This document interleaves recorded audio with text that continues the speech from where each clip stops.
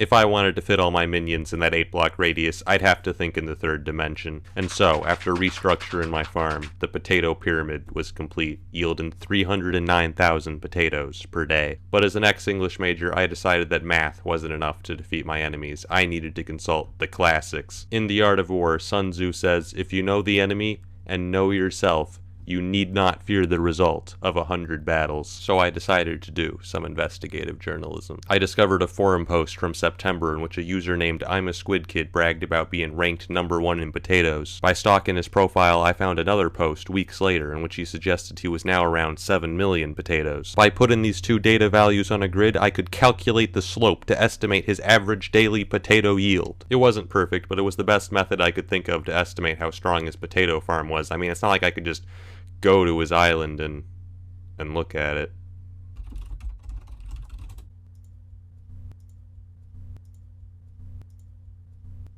Wait, that worked? But what I found shocked me to my very core. No, this can't be.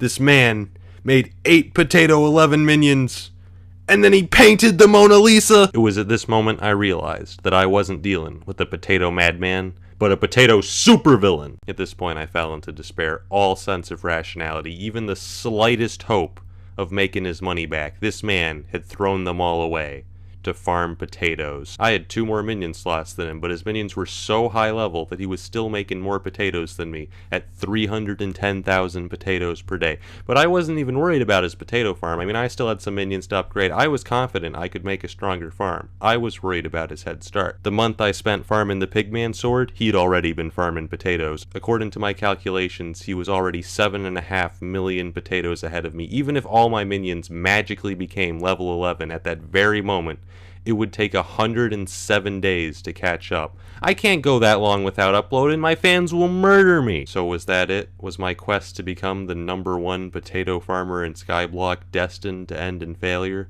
No, I refused. The sunk cost fallacy wouldn't allow it. If I wanted to defeat a man that had descended into potato madness, I would have to take his insanity and triple it. It was at this moment I spoke words that had never been uttered in the history of Skyblock. I should get minion expanders. Minion expanders have long been known as the most useless item in Skyblock. So you know how all minions have this like 5x5 area in which they work? They don't actually need this area. They could work with 1 block just as fine, because all they do is break a block and then they place it right back. They don't need options. So what the minion expander does is it turns that 5x5 area into a 7x7 area. Why? Why would the minion need more options so it doesn't get bored? But with the Slayer update, they added a hidden attribute to minion expanders, which buff minion speed by 5%, which is still garbage. Diamond spreading gives like 5 times the value, and I didn't have enough space to put both of them in my minions. But unfortunately, diamond spreading only gives diamonds. If I wanted to become #1, I'd have to sacrifice all that free money for 5% more potatoes.